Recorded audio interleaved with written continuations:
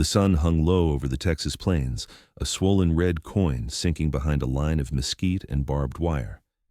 The air shimmered with heat even though the day was ending, and the smell of dust and cattle clung to everything: the land, the trucks, the men.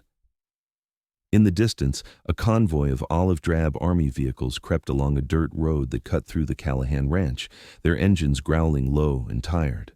From far off, they looked like beetles crawling across the horizon, but as they drew near, the rattle of metal and the murmur of voices became clear. Inside, the truck sat the newest prisoners of war, men of the Imperial Japanese Army. They were thin, their uniforms worn to rags, their faces hard with silence. For weeks they had crossed the ocean under guard, then traveled inland by train, passing towns that stared at them with cold eyes. Now, as the trucks jolted to a stop outside the temporary camp near Hearn, they clutched the only possessions that mattered: small folded papers, letters written in delicate brushstrokes, sealed with trembling hands. Each letter was meant for a mother, a wife, a sister, a final voice carried across an impossible ocean. Private Kenji Sakamoto sat near the back of the last truck. He was 23 years old, though war had aged him into a man who looked much older. Before the fighting, he had been a student, trained as a translator because his English was better than most. Now his mouth was dry, and his hands trembled slightly as he held his letter to his chest. The paper was soft from handling. He had rewritten it half a dozen times, each version ending with the same thought: "Forgive me." He did not know if it would ever reach his mother in Nagasaki. He didn't know if she was even alive. The truck doors clanged open, and sunlight spilled in, blinding the men. A voice barked orders in English, firm but not cruel. "Out, single file, hands visible." The prisoners obeyed silently, boots crunching against the red Texas dirt. The air felt heavier here, thick with heat and the faint smell of hay. Beyond the barbed wire, the land stretched in every direction, endless and golden, dotted with cattle and windmills. Watching them from across the road stood Tom Callahan. Tom was 48, broad-shouldered, sunburned, and built like the land itself, weathered, unyielding. His Stetson shaded eyes that had seen too much grief. He had worked this ranch since he was a boy, and now the U.S. Army had taken part of it to house captured enemies, the same enemies who had taken something from him that could never be replaced. His eldest son, Luke, had gone off to war in 1942. He had been 21 when he shipped out, laughing, confident, promising to come home soon. Instead, the telegram came one spring morning in 1945. Luke Callahan, killed in action at Iwo Jima. Tom had read the words once, then folded the paper and never spoke of it again. But every time he saw a Japanese face, even in a photograph, the wound opened fresh. Now they were here, on his land. The prisoners lined up near the corrugated huts that would serve as their barracks. An army officer handed out assignments: field work, fence repairs, feeding cattle. The men bowed stiffly, murmuring acknowledgments through a translator. Tom stood by the fence, watching them, his jaw tight. He saw their eyes, downcast, tired, human, and it made him angrier. Then he noticed the letters. Each man carried one, tucked into a pocket or folded in a hand. Faded paper, ink written in strange looping characters, and on a few, stamped in red, the emblem of the rising sun. The same symbol painted on the planes that had dropped fire on Pearl Harbor. The same flag his son had fought beneath before dying on a distant island. Something inside him snapped. He strode toward the officer. "What are those?" "Letters," the lieutenant replied. "They're allowed to write home. It's under the Geneva Convention." Tom's voice hardened. "You mean to tell me they get to send love notes back to Japan while our boys come home in coffins?" The lieutenant didn't answer. He just looked away. That night, long after the guards had retired to their posts and the camp had gone quiet, Tom returned. He walked straight to the storage tent where the letters waited to be censored before mailing. A single lantern hung from the ceiling, its glow flickering against the canvas walls. The stack of envelopes sat neatly on a wooden table, each one fragile as a prayer. Tom stood there for a long moment, staring at them. Then he reached out and picked one up, Kenji's. He couldn't read the Japanese characters, but the handwriting was neat, deliberate. Inside was a smaller sheet folded 3 times. When Tom unfolded it, a small pressed flower fell out, brittle and pale. That broke something in him, not in the way sorrow breaks, but in the way rage does. He crumpled the paper in his hand, his breath coming hard. "You don't get to have peace," he whispered, "not after Luke." Then, one by one, he tore the letters in half. The sound of paper ripping cut through the still air. When he was finished, he threw the pieces into a metal bucket, struck a match, and watched them burn. The flames flickered and died, leaving only gray ash. The next morning, the prisoners gathered for roll call. The translator spoke softly to them in Japanese, explaining what had happened. The letters, their last words to home, were gone. No one spoke, no one moved. Only Kenji's hand trembled slightly at his side. For the rest of the day, they worked in silence, heads bowed under the weight of the sun. Tom rode past on his horse, pretending not to notice, but he could feel their eyes on him, a quiet, unspoken question hanging in the air. Why? He told himself he didn't care. He told himself they deserved worse. But that night when he returned home, his wife, Marlene, noticed the change in him. She found him sitting on the porch, staring at the horizon where the camp lights glowed faintly in the distance. "You went down there again, didn't you?" she asked. He didn't answer.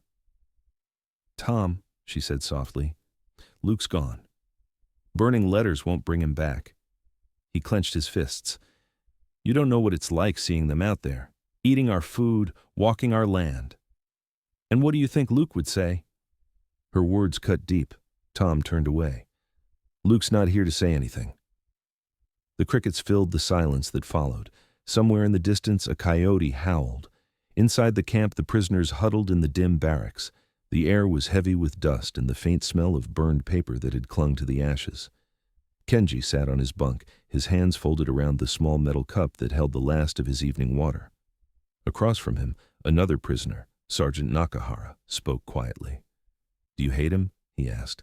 Kenji thought for a long moment. "I don't know," he said finally. "In war, we were told Americans have no hearts, but maybe his heart hurts too much." Nakahara frowned. "He burned our words." "Yes," Kenji said softly. "Maybe because he cannot burn his own pain." The sergeant didn't reply. Outside, the wind picked up, rattling the tin roof. The next day began like any other. The guards called the men out at dawn, the sun rising hot and merciless. They were assigned to the Callahan Ranch, mending broken fence lines along the edge of the property. The prisoners worked in silence, tools clinking softly against the wire. Tom watched from his horse, arms folded. Kenji noticed the cowboy's eyes following them, unreadable. By midday, the heat became unbearable.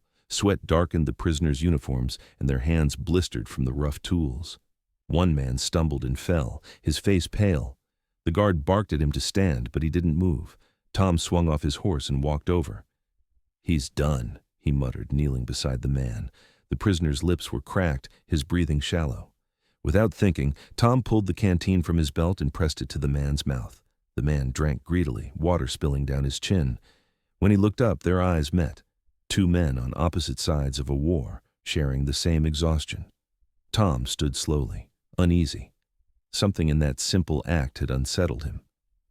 Later that evening, as he loaded feed into the barn, he caught himself thinking of the letter he had burned, the one with the pressed flower. For the first time, he wondered who had sent it. That night, he couldn't sleep. The image of those men, heads bowed, toiling in silence, haunted him. He thought of Luke, his boy who had written letters home too. Letters now buried with him in a military grave somewhere far from Texas. The next morning, before the sun had fully risen, Tom saddled his horse and rode into town. The general store was just opening, and the owner, Mr. Dillard, gave him a curious look when he saw what Tom bought: paper, envelopes, and a box of pencils. "Starting a writing career, Tom?" Dillard joked. Tom didn't answer. He rode straight from town to the camp. When the guards saw him approach, they straightened nervously. "Everything all right, Mr. Callahan?" one asked. Tom nodded. "I need to see the lieutenant." A few minutes later, the officer emerged from his tent, coffee mug in hand. "Morning, Tom. What brings you?" Tom dismounted, holding out the supplies. "I made a mistake," he said gruffly. "Those letters, I shouldn't have done it." The lieutenant studied him for a long moment, then nodded slowly. You want them to write again? Tom's voice was quiet. Yeah, let them write again. When the prisoners were gathered, the translator explained what was happening. Tom stood before them, hat in hand, the morning sun behind him. His voice was rough, uncertain. I can't take back what I did, he said, but I can give you another chance. Write your letters again. The mail truck leaves Friday. For a moment, no one moved. Then Kenji stepped forward, bowed deeply, and said in broken English, Thank you, Mr. Callahan. Tom looked away, embarrassed. Just get it done before noon, he muttered, turning to leave. As the day went on, the prisoners wrote. Words flowed like released water, letters to mothers, wives, and children, each stroke of ink a bridge across the ocean. When they handed the envelopes to the guard that evening, the camp felt lighter somehow, the air easier to breathe. That night, Tom sat on his porch again, watching the horizon burn gold with sunset. Marlene came out quietly and placed a cup of coffee beside him. Did you fix it? She asked. He nodded slowly. Maybe a little, she smiled faintly. Luke would have liked that. Tom stared out across the fields, where the distant campfires flickered like stars. Maybe, he said softly. Maybe he would. Inside the barracks, Kenji lay awake, staring at the ceiling. He thought of his mother's garden in Nagasaki, of the flowers she used to press into his school books. He imagined her opening his new letter, reading his words, knowing he was still alive.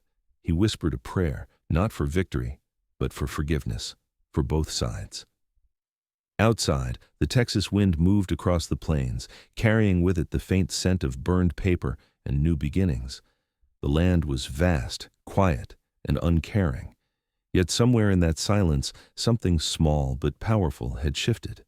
The war was still raging an ocean away, but here, on this patch of Texas earth, one man had begun to understand that vengeance could not grow where mercy had been planted.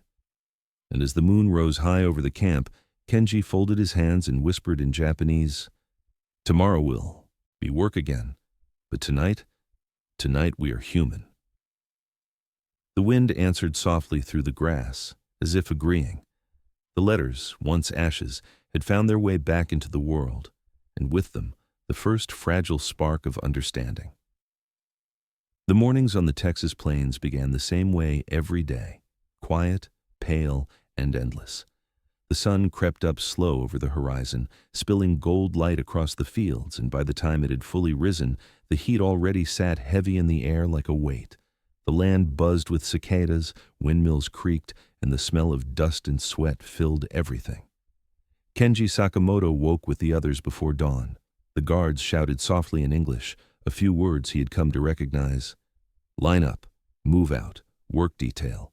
He tied his worn boots, folded his blanket, and stepped into the morning light. Around him, the camp stirred to life, men moving in silence, shoulders bowed not in fear but in habit.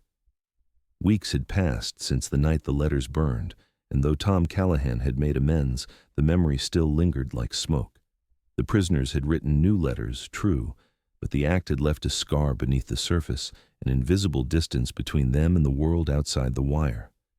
Still, they worked, mending fences, cutting brush, hauling feed, doing the jobs the ranchers needed done. The land was unforgiving. The Texas sun didn't care who you were, cowboy, guard, or prisoner. It burned everyone the same. The soil was rough and dry, hard as stone, and the wind carried grit that stung the eyes and filled every breath with the taste of earth. The men worked in silence, the only sounds the rasp of metal on wood and the low thud of boots against dirt. Tom watched them from horseback, hat low, reins loose in his hand. The sight still felt strange to him, men who had once fought under the rising sun now sweating under his own. He didn't speak much, not to them, not to anyone. He simply rode the fence lines, inspecting, making sure the work was done. The townsfolk didn't like it. At the feed store, he heard the whispers. Callahan's got them Japs fixing his fences. Heard he lets them walk around near the barn. Lord, what's this world coming to? First they kill our boys, now they're working our land. Tom didn't answer. He just bought his supplies and left, jaw tight.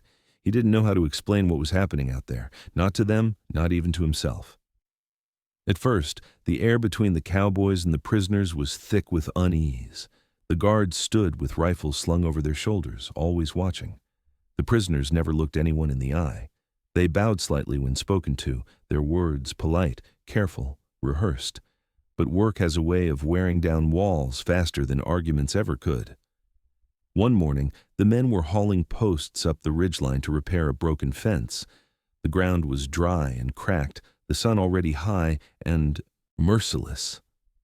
Kenji carried a bundle of wire over his shoulder, the metal biting into his skin. He stumbled, catching himself on his knees, and when he looked up, the world tilted. The light seemed too bright, the ground too far away. His vision swam. Someone shouted, but the words were lost in the rush of blood pounding in his ears. Then everything went dark. When he opened his eyes again, he was lying on the ground, the rough shape of a cowboy's shadow cast across his face. Tom Callahan was kneeling beside him, canteen in hand. "Easy," Tom said quietly, unscrewing the cap. "Here." He poured water against Kenji's lips. The first drops burned his throat, but then came relief. Cool, clean, alive. Tom shaded his eyes with his hat, muttering something under his breath. The other prisoners stood frozen, unsure whether to move. The guards shifted uneasily, watching their boss help a man they still called the enemy. "Rest a minute," Tom said. "Ain't no use working a man to death." He stood, brushed the dust from his jeans, and walked off toward his horse. The rest of the day passed in silence, but the moment spread through the camp like ripples in still water. The men whispered about it that night, their words soft in the dim light of the barracks. "He helped you?" one asked. Kenji nodded. "Yes. He gave me water." The others exchanged glances. No one spoke for a while. "It doesn't change what he did before," said Nakahara, the older sergeant. "No," Kenji replied, "but maybe it changes what he'll do next." The following morning, Tom showed up again before sunrise, this time carrying something under his arm. When the prisoners gathered, he set it down on the table near the workshed, a stack of clean paper, envelopes, and pencils. He cleared his throat, looking anywhere but at them. "Mail truck comes through again Friday. Write your folks if you want." The men stood stunned. No one moved until Kenji stepped forward, bowed low, and said softly, "Arigato." Tom nodded once, curt, and turned away. Something changed after that. The work still went on, but the silence began to fade. The men started to hum as they worked, low tunes that carried across the fields. The cowboys began to pick up a few Japanese words, mizu for water, hayai for fast, and the prisoners, in turn, learned bits of English, spoken through laughter and gestures. At lunchtime, when the sun drove everyone into the shade, the cowboys would share coffee from tin mugs, and the prisoners would offer rice cakes baked in the camp kitchen. The guards, seeing no harm, began to relax, their rifles slung lower, their tone less sharp. It wasn't friendship yet, but it was something close to understanding. One evening, as the day died and the sky turned pink, Tom sat by the fence line, mending a broken section of wire. Kenji approached slowly, carrying a pair of pliers. He stopped a few feet away, hesitant. "I can help," he said in careful English. Tom looked up, surprised. "You speak English better than you let on." Kenji smiled faintly. "A little. Learned in school, long time ago." Tom handed him the wire. "Then let's see if you learned fence work too." They worked side by side as the sun sank lower. For a long time, neither spoke. The only sound was the click of metal and the whisper of wind through the grass. Finally, Tom broke the silence. "You were a soldier?" Kenji nodded. "Translator, not fighter," Tom grunted. "Still wore the same uniform." Kenji's eyes dropped. "Yes, same uniform, but same pain too." The words hung between them, heavy and true. Tom didn't reply. He just twisted the wire, tied it off, and stood. When the job was done, he offered Kenji his hand. The younger man hesitated, then shook it. His grip was firm, steady, human. From that day on, the rhythm of the ranch began to change. The prisoners worked harder, not from fear, but from pride. The cowboys, seeing their effort, began to talk to them like men, not like labor. They taught them the ways of the ranch, the trick of throwing a rope, how to spot a rattlesnake in tall grass, how to read the sky for storms. In return, the Japanese men taught songs from home, melodies soft and strange, sung in voices that carried over the plains. One afternoon, the cowboys heard a tune rising from the fields, a slow, haunting song about mountains and home. They didn't understand the words, but they felt the meaning in their bones. Tom listened from the porch, hat tipped low, and something inside him shifted again. The song reminded him of old American hymns sung around campfires, of his wife humming while she cooked, of Luke's laughter echoing in the barn. That night, as the men finished work, Tom brought out a pot of chili from his kitchen and set it on the fire. "Eat," he said simply. The prisoners hesitated, glancing at one another. "It's all right," he added. "Won't bite." They gathered slowly, sitting cross-legged near the flames. The smell of spice and smoke filled the air. A cowboy named Earl brought out his harmonica and began to play a soft tune. To everyone's surprise, one of the prisoners, a man named Maury, joined in by clapping the rhythm. Soon, laughter followed, quiet at first, then full and honest. The guards watched from a distance, unsure whether to interrupt, but Tom waved them off. "Let 'em be," he said. "Ain't no harm in a little music." As the night deepened, the camp seemed to breathe differently. The walls of fear that had divided them grew thinner, replaced by something almost tender. Days stretched into weeks, and the fields grew full again. Cotton bloomed white against the dark soil, and the fences stood straight. The work that had once felt like punishment now felt like purpose. The locals still whispered, "Of course." When Tom rode into town, he heard it in every corner. "He's gone soft. Those men should be behind bars, not out there laughing with cow hands." Tom didn't bother defending himself. He knew words wouldn't change their minds. What he saw every day out on that land spoke louder than anything he could say. One scorching afternoon, a dust storm rolled in from the west, sudden and fierce. The sky turned brown, the wind howled, and sand tore across the fields like bullets. The men scrambled for cover, but there was nowhere to go. Visibility dropped to nothing. Tom shouted over the wind, "Get the horses in the barn!" The cowboys ran, eyes stinging, mouths covered with bandanas. The prisoners followed without hesitation, moving in perfect rhythm. Kenji grabbed a loose rope that had whipped free in the wind, his hands bleeding as he fought to secure it. For nearly an hour, they battled the storm together, saving what they could. By the time it passed, everyone was coated in dust, their faces the same shade of gray. It was impossible to tell who was American and who was Japanese.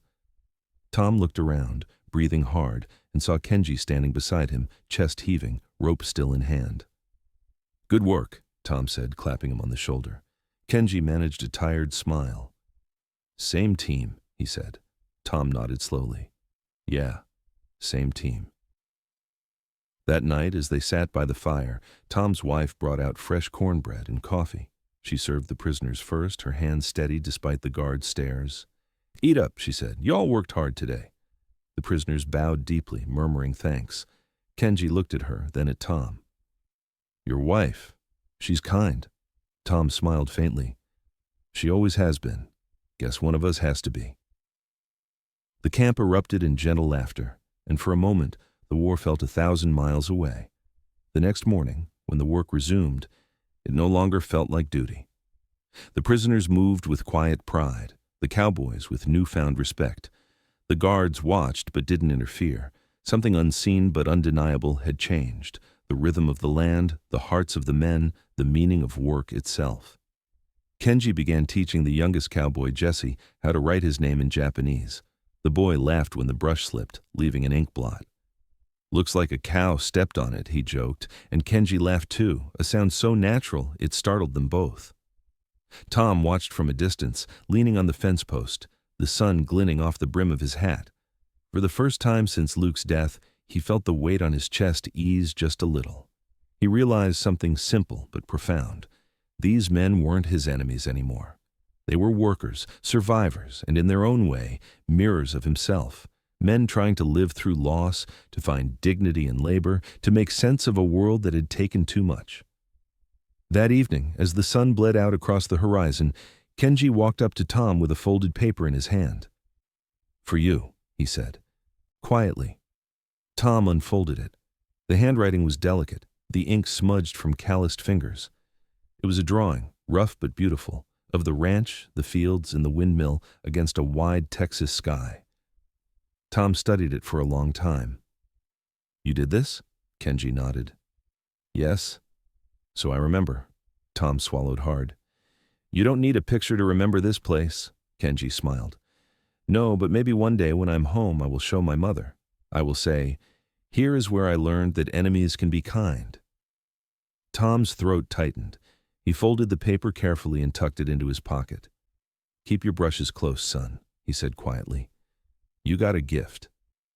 As darkness settled over the plains, the wind carried the scent of rain, and thunder rumbled far off to the east. The men packed up their tools, heading back to the camp. Tom lingered by the fence, watching them go. The barbed wire still glinted faintly in the fading light, but to his eyes, it no longer looked like a barrier. It looked like a memory, one that was beginning to fade. And in the soft hum of the evening, as the cicadas sang and the land exhaled the heat of the day, Tom Callahan understood something he'd never allowed himself to believe. Forgiveness doesn't come all at once. It grows quietly, like grass after a storm, fragile but alive. He tipped his hat toward the camp and whispered, "See you tomorrow, boys." And the next morning, when the sun rose again over the Texas fields, it found them all, cowboys and prisoners alike, ready to work side by side, no longer bound by hate, but by the shared rhythm of the land. The first signs of autumn came quietly, carried on the wind that swept across the Texas plains. The air turned cooler, the evenings longer, and the endless hum of cicadas gave way to the rustle of dry grass. Out in the fields, cotton hung heavy on the stalks, white as the clouds drifting over the horizon. The men worked from dawn till dusk, their hands raw but steady, their rhythm practiced, sure. By now, the prisoners had become part of the landscape. The guards still watched from a distance, rifles slung across their backs, but even their vigilance had softened. The Japanese men no longer felt like strangers here. They moved with quiet discipline, their laughter drifting faintly across the open fields as the cowboys teased them about their awkward attempts at lassoing or their amazement at the size of a Texas jackrabbit. Tom Callahan noticed it too, how natural it all seemed now. Weeks had turned into months since that first uneasy meeting, since the day he had handed them paper and told them to write again. Somewhere along the way, the walls had fallen. He didn't remember exactly when it happened. Maybe it was the storm, or the music, or the long hours spent working side by side. All he knew was that when he looked out across the land now, he didn't see enemies. He saw men doing their best to live, the same, as he was. The harvest was nearly finished when the idea first came to him. It was late one afternoon, the sky painted gold and red, when he stood watching the men load the last of the cotton sacks onto the wagons. They were tired, sweat-soaked, but smiling. Kenji was there among them, his hands blistered, his back bent, his face streaked with dust. Yet even through exhaustion, there was pride in his eyes, the same quiet satisfaction Tom had seen in Luke's face after a long day of work years ago. Tom found himself thinking of his son more often these days, not with the sharp, cutting grief that had haunted him before, but with something softer, something like memory, not pain. He wondered what Luke would think if he could see this, if he'd understand why his father was letting the men of the rising sun mend fences and drive cattle across his land. Maybe Luke would have been angry. Maybe he would have understood. Tom didn't know. That night, sitting on the porch with a mug of coffee, he turned the thought over in his mind. The air smelled of mesquite and harvest dust. From the camp in the distance came faint sounds of singing, a Japanese song, low and lilting, like water running over stones. The melody carried through the still night, rising and falling gently, then fading back into silence. Marlene came out and stood behind him. "You've been quiet all evening," she said softly. Tom nodded toward the sound. "They're singing again." "I know," she said. "It's pretty." He set his mug down. "They worked hard this season, harder than any hands I've had in years." "You thinking of paying them a bonus?" she teased gently. He shook his head. "No, something else, something bigger." She watched him carefully. "What do you have in mind?" Tom hesitated, then said, "A meal, here." At the house, just one evening. Marlene blinked. You mean the prisoners? You want to invite them here? He nodded. They've earned it, and maybe it's time. Her expression softened. She understood without him saying more. She laid a hand on his shoulder. You'll catch hell for it, you know. Let them talk, he said quietly. It's my table. Word spread fast, as it always did in small towns. By the next morning, whispers had already reached the general store. Callahan's lost his mind, someone muttered. He's feeding the Japs dinner. Another spat tobacco juice into the dirt. After what they did to our boys. Lord above, Tom heard it all, but said nothing. He had long since stopped caring what men thought of him. The only thing that mattered now was finishing the harvest and keeping his word. That evening, as the sun sank low, he and Marlene prepared the table. They brought it outside under the old oak tree that shaded the yard. Marlene cooked all afternoon, beans slow-cooked with molasses, thick cornbread baked golden, and a pot of beef stew that filled the air with rich, smoky scent. She brewed coffee strong enough to wake the dead and baked an apple pie just because she couldn't help herself. By the time the camp gates opened and the prisoners began walking up the dirt road, the yard glowed with lantern light. The guards followed, tense but curious. Tom waited at the gate, hat in hand. Evening, boys, he said. The prisoners stopped, uncertain. They bowed slightly, hesitant to step closer until Kenji took a single step forward. You invite us? He asked carefully. Tom nodded. Dinner's ready. Thought you might be hungry. The translator relayed the words, and a quiet murmur spread through the group. None of them had ever been invited into an American's home before, not like this. Slowly, they followed Tom into the yard, their eyes darting around as though expecting it to be a trick. But there were no guards shouting orders, no rifles pointed, just the smell of stew, the glow of firelight, and a long table waiting for them. They sat awkwardly at first, unsure what to do. Marlene smiled gently and began passing bowls, her movements calm and kind. Eat, she said softly. Plenty for everyone. The men bowed their heads in gratitude. They murmured arigato and thank you, their accents thick but their sincerity clear. The first spoonful of stew drew a few startled looks, then sighs of disbelief. It had been months since any of them had tasted something cooked with care. At first the silence was heavy, just the clink of spoons and the rustle of wind through the oak leaves. But gradually, conversation began to rise, broken English and halting Japanese, mixing in the air like two instruments learning to play the same tune.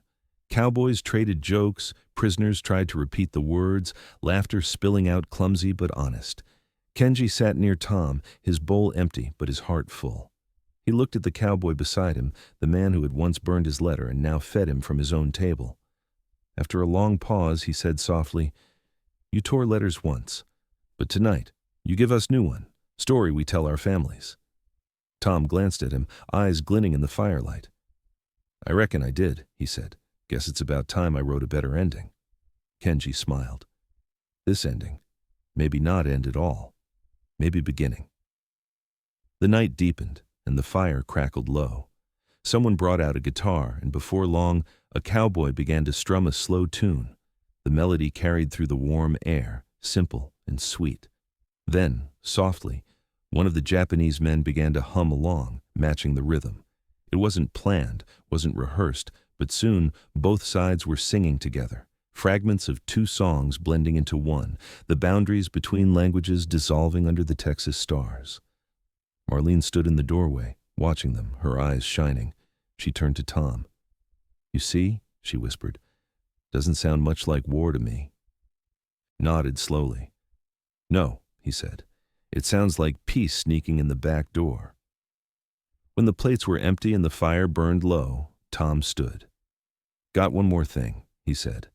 He walked to the barn and returned, holding a small folded paper. He handed it to Kenji. For your mother, he said. Mail goes out tomorrow. Kenji frowned in confusion. For my mother? Tom nodded. You can't write what she deserves to hear, so I did it for you. Kenji opened the paper. Inside, written in Tom's careful handwriting, were a few simple lines. To Mrs. Sakamoto, your son worked hard. He's alive. He's human.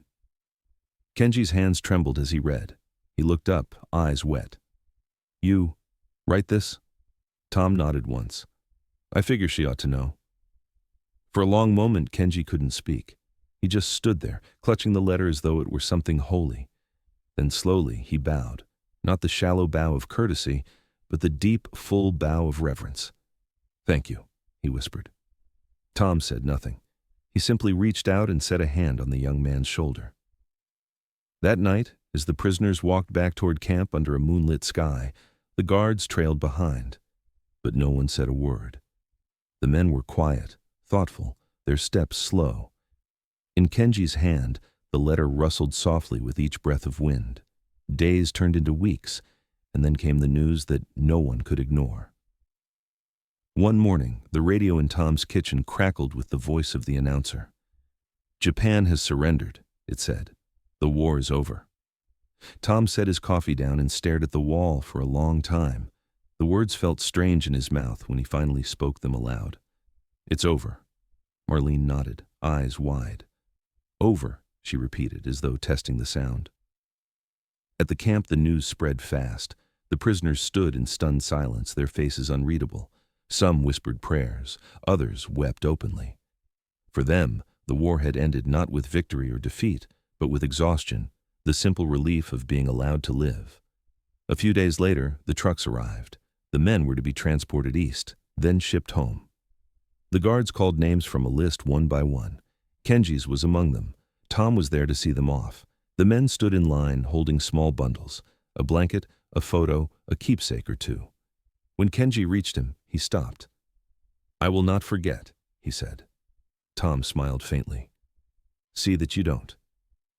Kenji hesitated, then pressed something into Tom's hand. The drawing he'd made weeks ago, the one of the ranch and the wide Texas sky. So you remember us too, he said. Tom looked at it, the pencil lines delicate, the horizon endless. I reckon I will, he said softly. When the trucks rolled away, their engines rumbling into the distance, Tom stood alone by the road until the sound faded. The dust settled, the silence returned, and for the first time in years, he felt something, close to peace. Months later, halfway across the world, in a small wooden house in Nagasaki, an old woman sat at her table, a letter trembling in her hands.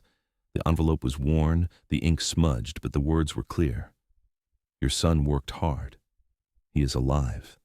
He is human. She read it again and again, tears falling onto the page. The neighbors gathered to listen, their faces full of wonder. For years they had heard stories of cruelty, of vengeance, of hate. But this was something else. A letter from a cowboy in a faraway land, telling a mother that her son had been seen, not as an enemy, but as a man. Years passed. Nations rebuilt. Enemies became allies. Trade and friendship grew where blood once fell. But in that small house in Nagasaki, the letter remained framed above the family altar. Visitors would ask about it, and the old woman would tell the story of her son, the prisoner, and the cowboy who fed him dinner under a Texas sky. When Kenji's own children were grown, he told them too. He spoke of the fields, the dust, the laughter, the food, the night music that blurred the line between foe and friend, and always he spoke of the letter. It was the first proof, he would say, that mercy can live even where war has burned everything else away. Decades later, long after the camps had vanished and the wars had become pages in history books, Tom Callahan stood at his son's grave. The grass around it was green, the sky above it clear and endless. He laid his hat over his heart and spoke softly. Luke, he said, I did what I could. I reckon hate's heavy, son, real heavy. But a shared meal, that don't weigh a thing. The wind stirred the grass, whispering through the quiet cemetery. Somewhere far off, a train whistle echoed, the sound rolling across the plains like a memory. Tom stood there for a long time, eyes lifted toward the horizon. In his mind, he could still see that dinner, the table beneath the oak tree, the faces lit by lantern light, the laughter that had sounded like forgiveness. And as the sun dipped low, the same way it always had, he smiled. A tired, weathered smile that belonged to a man who had carried hate long enough to understand what it cost to put it down. He turned toward home, his boots crunching softly in the dry earth. Behind him, the headstone caught the last light of day, the letters glowing pale against the stone. Somewhere beyond the horizon, across an ocean, another family still kept a letter from a Texas cowboy, proof that even in the ashes of war, kindness could survive. And under that vast, forgiving sky, the story of that one dinner, a meal shared between enemies, lived on, quiet but unbroken like the land itself.